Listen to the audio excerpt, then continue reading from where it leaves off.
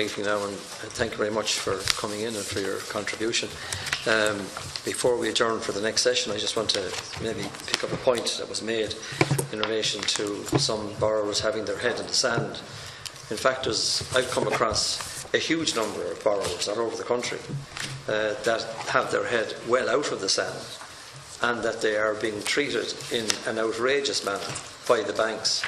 And when they turn for consumer protection, they believe that the agencies who are responsible for consumer protection, be it yours or be it the central bank, have abandoned them. And they turn up in these repossession courts, and they're confronted by the heavyweight lawyers and so on the side of the banks, and they're there representing themselves. And all the registrar is doing is being fair and kicking the can further down the road. I've met many cases where the individuals and families concerned have tried desperately to engage with the banks, and the banks just ignore them.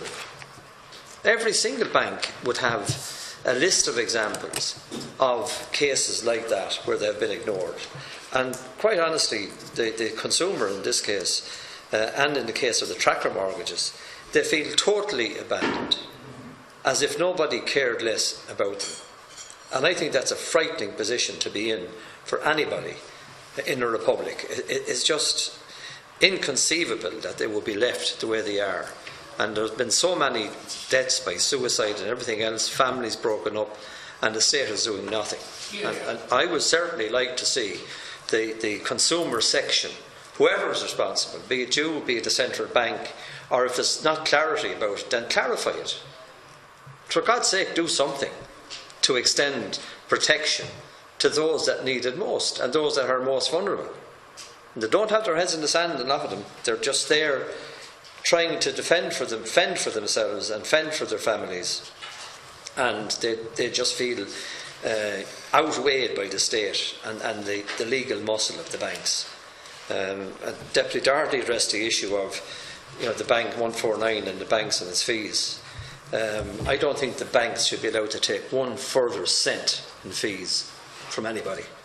They have enough. They seem to be back now as hungry as ever for profits and money, and somebody needs to put a stop to them. That's my personal view on it.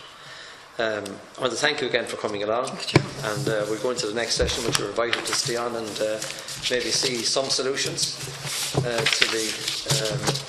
to this crisis. Thank you.